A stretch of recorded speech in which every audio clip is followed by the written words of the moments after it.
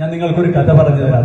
1993 സഫിയ എന്നൊരു പെൺകുട്ടി ഒരു ആൺകുട്ടിക്ക് ജന്മം നൽകി. 18 വയസ്സുകാരിയായ ഒരു ആൺകുട്ടിക്ക് ജന്മം നൽകി. 1 വയസ്സ് പ്രായമുള്ള ഒരു മകളുണ്ട്. ദാരിദ്ര്യത്തിന്റെ കൊടുമുടി താണ്ടി നിൽക്കുന്ന അവരിൽ ഭർത്താവ് ഗർഭം 6 മാസമായ സമയത്ത് തന്നെ മണനാരണ്യത്തിലെ ചൂടിൽ ഒരു ഹോട്ടലിൽ ജോലിക്ക് പോയി.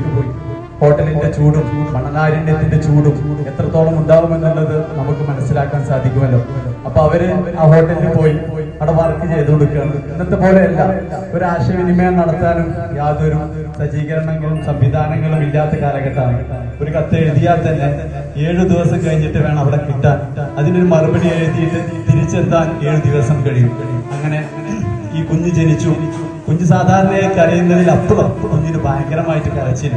എന്താണ് സംഗതി നോക്കുമ്പോ കുട്ടിയുടെ ഇടത് കാലിന്റെ തുടയിൽ പൊട്ടിയിട്ടുണ്ട്. അവിടെ ഒരു വീക്കൊക്കെ വന്നിട്ട് കുഞ്ഞ് കരയാണ്. ചോരക്കുഞ്ഞല്ലേ, ഭയങ്കര കരച്ചിൽ കരഞ്ഞുകൊണ്ടിരിക്കുകയാണ്. അപ്പോ ഈ സഫിയയുടെ മാതാവ് ഡോക്ടറെ പോയി ഓടിപ്പോയി വിളിച്ചു വന്നു. ഡോക്ടർ ചോദിക്കുന്നത് നിങ്ങളുടെ അടുത്തുനിന്ന് കുഞ്ഞ് വീണിരുന്നോ എന്നാണ്. അപ്പൊ അവര് ഞങ്ങളുടെ അടുത്ത് കുഞ്ഞൊന്നും വീണില്ല ഡോക്ടറെ, നിങ്ങളുടെ അടുത്തുനിന്ന് പറ്റിയതോ അല്ലെങ്കിൽ നിങ്ങളുടെ സിസ്റ്ററുടെ അടുത്തുനിന്ന് പറ്റിയതോ ആയിരിക്കും എന്ന് പറഞ്ഞിട്ട് ഈ സഫിയയുടെ മാതാവ് അവരുടെ കയർത്ത് കയറി.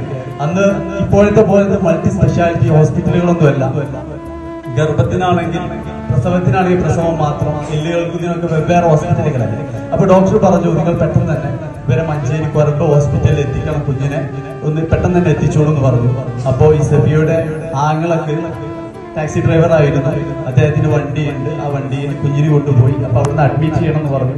അഡ്മിറ്റ് ചെയ്യാനുള്ള ഒരു സാഹചര്യം അന്ന് അഡ്മിറ്റ് എന്ന് പറയുമ്പോൾ ഭയങ്കര പേടിയുള്ള കാലഘട്ടമല്ലേ, നിങ്ങൾക്ക് എന്തായാലും മനസ്സിലാവും. ഈ പുതുതലമുറക്ക് മനസ്സിലായിട്ടില്ലെങ്കിലും അന്ന് അഡ്മിറ്റ് ചെയ്യാന്ന് പറയുമ്പോൾ വളരെ ഒരു പേടിയുള്ള സംഭവമാണ്. പോരാത്തതിന് ഇപ്പുറത്ത് പ്രസവിച്ച് കിടക്കുന്ന ഒരുപാട് കിലോമീറ്റർ ഇപ്പുറത്തല്ലേ ഉമ്മ ഉള്ളത്.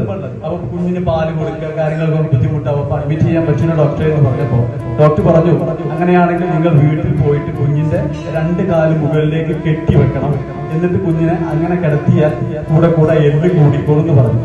അപ്പൊ ആ ഒരു ഇത് കേട്ടിട്ട് കുഞ്ഞിന് തിരിച്ചു പോന്ന് ഇവിടെ സഫിയെ ഒക്കെ ഹോസ്പിറ്റലിൽ ഡിസ്ചാർജ് ചെയ്ത് വീട്ടിൽ കൊണ്ടുപോയി. ഒരു ചെറിയ മുളവടി ജനവാതിലൂടെ കെട്ടി കുഞ്ഞിന്റെ കാല് മുകളിലേക്ക് കെട്ടിവെച്ചു. ചെറിയ പൈതലാണ്, കുഞ്ഞിനറിയൂല കാല് അനക്കാൻ പറ്റൂല എന്നുള്ളത്. കുഞ്ഞ് കാലനക്കും, കുഞ്ഞ് പൊട്ടിക്കരയും, കുഞ്ഞ് കരഞ്ഞ് നീല കളറാവും, വായിൽ നിന്ന് നൊരയും പതയും വരും. അവർക്ക് ആർക്കും ഉറങ്ങാനോ ഒന്നിനും സാധിക്കുന്നില്ല.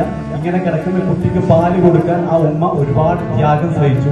കാരണം പാല് കൊടുക്കുമ്പോൾ നമ്മൾ ഇങ്ങനെ പിടിക്കുന്നതിന് പകരം ഉമ്മ കുഞ്ഞിന് വേണ്ടിയിട്ട് കുമ്പിട്ട് നിന്ന് കൊടുക്കേണ്ട സാഹചര്യം ഉണ്ടായി. അങ്ങനെ കുഞ്ഞിന് അങ്ങനെ പാല് കൊടുത്ത് കുഞ്ഞിനെ നോക്കിക്കൊണ്ട് നിൽക്കുന്ന സമയത്ത് എത്രയായിട്ട് കരച്ചിൽ നിൽക്കുന്നില്ല. ഈ വീണ്ടും കരഞ്ഞുകൊണ്ടിരിക്കുക. അപ്പോ അയൽവാസിയായിട്ടുള്ള ഒരാൾ പറഞ്ഞു നമ്മുടെ ഇവിടെ ഒരു മൂസവൈദ്യരുണ്ടല്ലോ, അദ്ദേഹത്തിനൊന്ന് കണ്ടുകൂടെ എന്നുള്ളത്. അങ്ങനെ ആ മൂസവൈദ്യരെ തേടി പോയി. മൂസവൈദ്യര് വന്നു, കാല് വടി വെച്ച് കെട്ടാൻ ശ്രമിച്ചു. 2 ദിവസം കെട്ടയക്കുമ്പോ കുഞ്ഞ് വീണ്ടും കരയാണ്.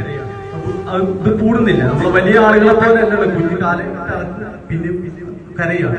അപ്പൊ ഈ ഡോക്ടർ മൂസവൈദ്യര് പറഞ്ഞു എന്നെ കൊണ്ട് ഇത് കൂടിയാ എന്നെ കൊണ്ട് കഴിയൂല, നിങ്ങൾ ഇത് വേറെ ഏതെങ്കിലും ഇത് നോക്കിയത്. അപ്പൊ അന്ന് ആ കാലഘട്ടത്തിൽ CD ഡോക്ടർ എന്ന് പറഞ്ഞൊരു ഡോക്ടർ അവിടെ ഒരു നോക്കിയിരുന്നു, എല്ലിന്റെ ഡോക്ടറാണ്. അദ്ദേഹം പിന്നെ അവിടെ നിന്ന് മാറിപ്പോയിട്ടുണ്ട്. അപ്പൊ അദ്ദേഹത്തിന് നമ്മൾ പോയി കണ്ടാൽ പെരിന്തൽമണ്ണ എന്ന് പറഞ്ഞ സ്ഥലത്താണ് ആളുള്ളത്, അവിടെ പോയി കണ്ടാലോ എന്ന് പറഞ്ഞപ്പോ ഈ കൊണ്ടോട്ടിക്കാരായ ഇവര് കൊണ്ടോട്ടിന്ന് വരികയാണെന്നുള്ളതും അതുപോലെ തന്നെ ചെറിയ കുഞ്ഞാണെന്നുള്ളൊരു കൺസിഡറേഷൻ കൊണ്ട് ആദ്യം തന്നെ അകത്ത് കയറ്റി.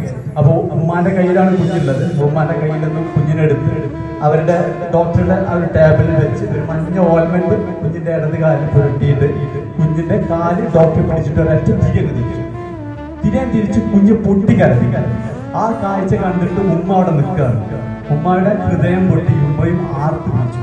അപ്പൊ അവിടുന്ന് ഡോക്ടർ ചോദിച്ചിട്ട് ആരാണ്? അപ്പൊ അവര് പറഞ്ഞു ഉമ്മയാണ്, കുട്ടീന്റെ ഉമ്മയാണെന്ന് പറഞ്ഞു അമ്മ. അപ്പോ ഡോക്ടർ പറഞ്ഞു ഉമ്മയായിട്ടാണോ പിന്നെ കാണിക്കാൻ വേണ്ടിയിട്ട് ഉമ്മയെ പുറത്ത് അങ്ങനെ ഉമ്മയെ പുറത്ത് നിർത്തി. ഉമ്മ പുറത്ത് ഉള്ളിലെന്താ ആവുന്നതെന്നറിയാത്ത ആ വേവലാതിയിൽ ഉമ്മ ബേജാറായിക്കൊണ്ടിരിക്കണം.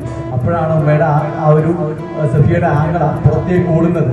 അപ്പൊ എന്താണ് സംഭവം എന്ന് അറിയുന്നില്ല. പുറത്തേക്ക് ഓടി പിന്നെ വരുന്നത് ഒരു ചെറിയൊരു ബോക്സ് കയറ്റാണ്. അങ്ങനെ ബോക്സ് കയറ്റി ഉള്ളിൽ പോയി ഉമ്മ അതുവരെ ഉരുകാണ്, പുറത്തിരുന്നിട്ട് ഉരുകാണ്. കുഞ്ഞു പൈതലിന് എന്താണ് സംഭവിച്ചതെന്ന് അറിയാതെ ഉമ്മ പുറത്തിരുന്ന് ഉരുകാണ്. അങ്ങനെ ഉള്ളിൽ പോയിട്ട് പിന്നെ കൊണ്ടുവരുന്നത് അന്ന് വരുന്ന മഞ്ചേരി കൊരമ്പ് ഹോസ്പിറ്റലിൽ ഡോക്ടർ പറഞ്ഞതുപോലെ കുഞ്ഞിന്റെ 2 കാലുകളും ഈ സ്റ്റാൻഡിൽ ഇങ്ങനെ ഒരു ട്രേയും അതുപോലെ തന്നെ ഒരു പോസ്റ്റുകൾ. ആ പോസ്റ്റിൽ കുഞ്ഞിന്റെ 2 കാലും ഇങ്ങനെ ട്രയലായിട്ട് കുഞ്ഞിനെ കൊണ്ടുവന്നു. ഈ കുഞ്ഞിനെ ഇതുപോലെ ഇനി നിർത്തണം എന്ന് പറഞ്ഞിട്ട് കുഞ്ഞിനെ കൊണ്ടുവന്നു. അങ്ങനെ കൊണ്ടുവന്ന് ആ കുഞ്ഞിനെ 6 മാസക്കാലത്തോളം അതുപോലെ നിർത്തി. ആ 6 മാസക്കാലത്തോളം കുഞ്ഞ് കരയുമ്പോൾ കുഞ്ഞിന് പാല് കൊടുക്കാൻ വേണ്ടിയിട്ട് ഈ മാതാവ് കുഞ്ഞിന് കുനിഞ്ഞ് നിന്നുകൊണ്ട് വേണം പാല് കൊടുക്കാൻ വേണ്ടിയിട്ട്. പ്രസവിച്ച് കഴിഞ്ഞ അന്നു മുതൽ ആ ഒരു പ്രസവത്തിന്റെ ഒരു റെസ്റ്റ് പോലും എടുക്കാൻ സാധിക്കാതെ ആ മാതാവ് ഒരുപാട് വേദനിച്ചു. അതുപോലെ തന്നെ ആ സമയത്ത് കുഞ്ഞിനിങ്ങനെ പറ്റിയിട്ടുണ്ടെന്ന് പറഞ്ഞിട്ട് ആ പിതാവിന് വേണ്ടിയിട്ട് കത്തെഴുതിയിരുന്നു.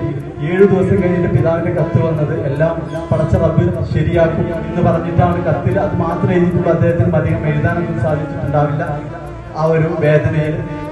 എന്നാൽ 31 വർഷത്തിന് ശേഷം ആ കുഞ്ഞിപ്പോ നിങ്ങളുടെ മുമ്പിൽ വന്ന് സംസാരിക്കുകയാണ്.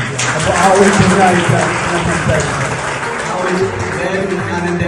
ആ ഒരു വാല്യൂ ഞാൻ എന്റെ പേരൻസിന് കൊടുക്കുന്നത്. ആ പേരൻസിന് എന്നും എന്റെ ഹൃദയത്തോട് ചേർത്ത് വെച്ചിട്ടാണ് ഞാൻ എവിടെയും സംസാരിക്കുന്നത്. അപ്പൊ ആ പേരൻസിന് അതുപോലെ നിങ്ങളെല്ലാവരും നിങ്ങളുടെ പേരൻസിനെ നിങ്ങളുടെ ഹൃദയത്തിൽ ചേർത്ത് വെക്കണം. അവരെ നോക്കാനുള്ള ആളുകൾ നിങ്ങളാണ്. ഇതുപോലെ തന്നെ ഡേക്കർ സെന്ററിൽ കൊണ്ടുവരുന്നതിന് കുഴപ്പമില്ല. ഇതുപോലെ തന്നെ നമ്മുടെ കാലിക്കറ്റ് തന്നെ ഒരുപാട് വൃദ്ധസദനങ്ങളുണ്ട്. വൃദ്ധസദനങ്ങളിൽ ഒരിക്കലും കൊണ്ടുപോയി തള്ളാനുള്ളതല്ല ഈ മുത്തുവൈരങ്ങളെ. അപ്പൊ എല്ലാവർക്കും നല്ലൊരു ദിനം ആശംസിക്കുന്നുണ്ട്. ഞാൻ എന്റെ വാക്കുകൾ നിർത്തുന്നു. ജയ്. Thank you very much.